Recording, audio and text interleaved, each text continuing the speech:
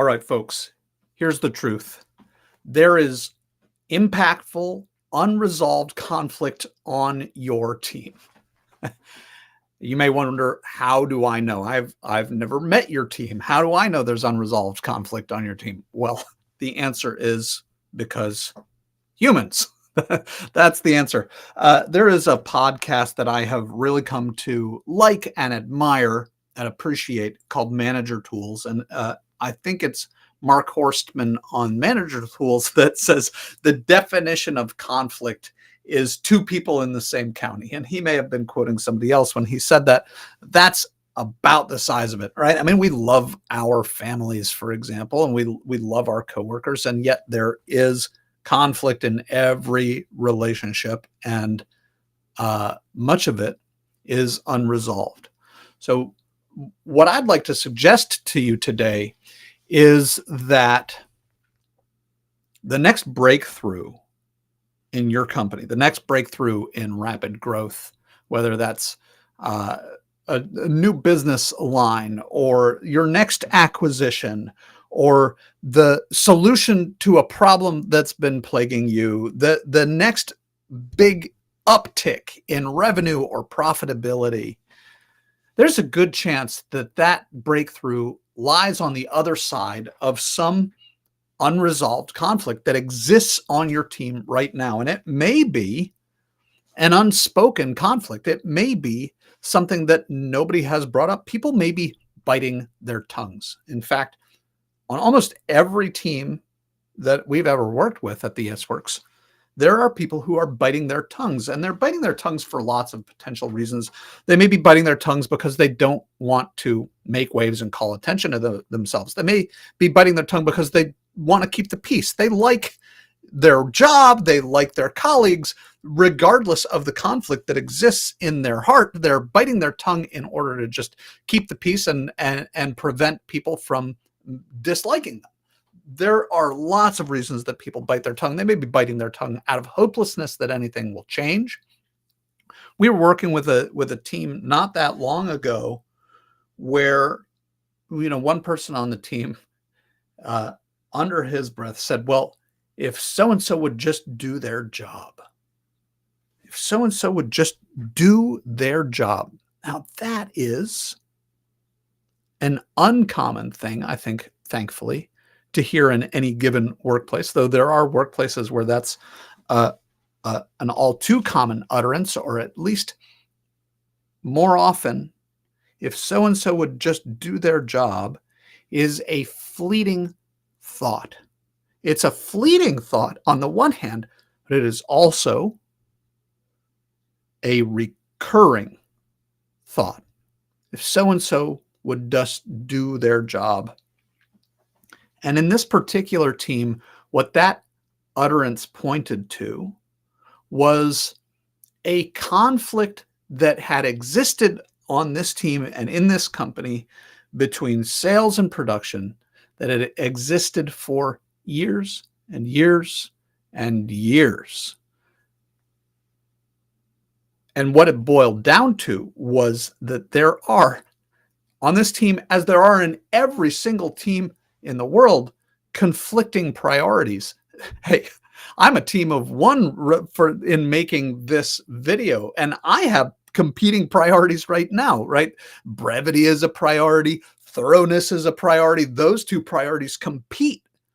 And so, of course, on a team with multiple departments, multiple individuals, multiple interests, of course, there are competing priorities.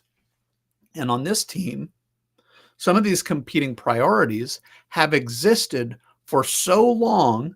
And what people do is they walk away from the disagreements muttering, or they walk away from the disagreements saying things like, whatever, or they walk away from these disagreements saying, we'll just have to agree to disagree, or they will agree on something kind of weakly in a meeting, weakly with an A, right? Not strongly, but weakly, agree to something in a meeting, and then they'll walk out, or maybe they'll just hold their tongue in the meeting, not agree to it in the meeting, and walk out and have that world famous meeting after the meeting, the one where we say, yeah, I know that's what John said. That's not what I'm going to be doing, right? That meeting after the meeting, because there haven't been strong commitments around how do we resolve this conflict.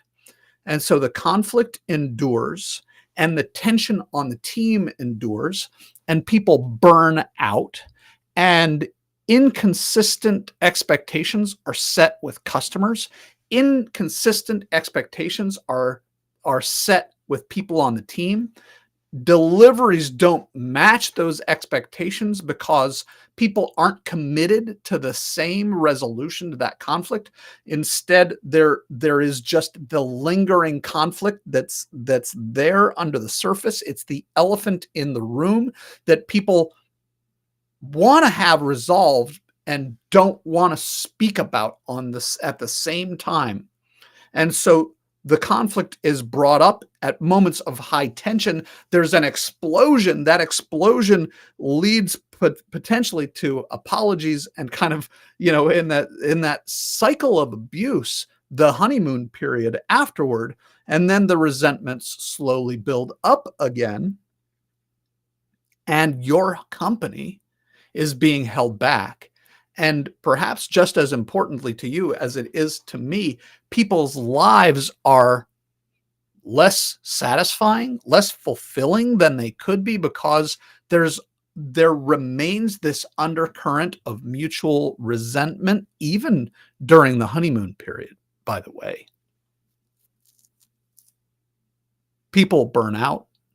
You lose some of your best performers who feel hopeless because they can't quite put their finger on why can't we get past this. And so there are lots of ways that unresolved conflicts hold your company back. They create friction, they create drag on the system, they hold people back, and they make people unhappy. And so your next breakthrough in retention, in revenue, in profitability, in talent attraction, your next breakthrough may come from resolving the conflict between competing priorities or some other conflict that has gone unaddressed for too long. Now, you're not always going to resolve the conflict by making the competing priorities go away. Although sometimes you may be able to find ways of seeing how those priorities can stop competing and actually be aligned. Or you may resolve it through, I think it's Amazon that talks about this process, disagree and commit. So there is a period of time during which we will disagree. We're going to debate. We're going to go to the mattresses for our idea. And this works best when ideas compete and people do not, right? So you're sitting on the same side of the table, looking at the jigsaw puzzle together from the same side of the table, and you're letting the best ideas win about how these pieces are going to best fit together. So there's a time for disagreement and debate and pushing the pieces around. And then it's important to identify in advance, here's how this decision is going to be made. We're going to take a vote on it, which is not what I would recommend. Or we're going to solicit input, have a healthy debate, and then John is going to decide. Or we're going to solicit input, have a healthy debate, and then Betty is going to decide. Or we're going to, and here's another one that I find most of the time is not the best solution. We're going to have a healthy debate, and we're going to come to consensus, and there's no decision until we reach consensus. Usually not a very productive way to go, and sometimes it is a valuable way to go. Here's the important part of disagree and commit. Once we've reached that point, whether it's a period of time or a certain occurrence that marks the time to shift, we shift from disagreement and debate and weighing our options to we've decided on option A, or we've decided on option B, and now it is time for everybody to commit. And as Cy Wakeman says, getting on board is an action. It's a choice. Everybody must get on board. That's the price of admission to stay on this train, is that, all right, the train is going down these tracks and it's time to commit. And that commitment, even if I still disagree with the wisdom of the decision, I've committed, and that is a resolution to the conflict if I'm willing to set my ego aside and act like a grown-up. Now, that doesn't mean that we haven't set a point to measure, right? 2 weeks down the road, a month down the road, a quarter down the road, maybe a year down the road, we're going to look at our progress along these tracks and see how it's going and how are these tracks performing for us with all of us committed to it. Because if even one person is not truly committed to this course of action, then that person's lack of commitment is going to become a drag on the system. And we don't actually know what being on these tracks is going to deliver, because somebody's got their foot dragging out the door. So if everybody commits, then we get to conduct an effective experiment at particular and predetermined points along the road. We're going to assess our progress and potentially reassess the decision to choose these tracks as opposed to those. And if we see certain signals, then we go hell bent for leather down these tracks because the signals are good. Or if we see other signals, instead of continuing down this path, we're going to shift our trajectory and head down this path instead and conduct a new experiment.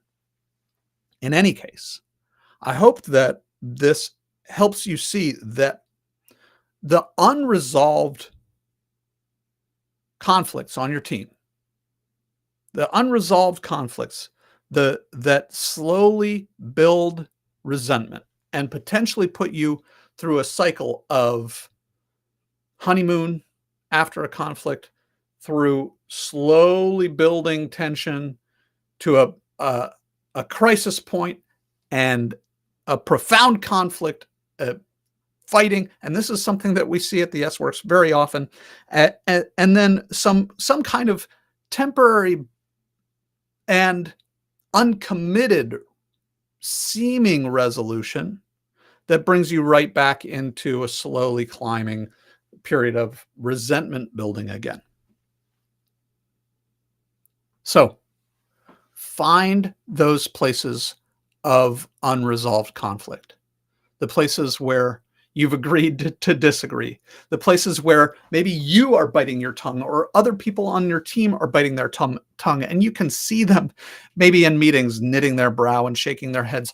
The signals of unresolved conflict are there if you look for them, and we so often avoid seeing them. It's kind of like we see the person's disagreement, but they're saying yes, even though we can kind of see that they mean or that they believe no, and we leave it alone because they've said yes. Those are missed opportunities.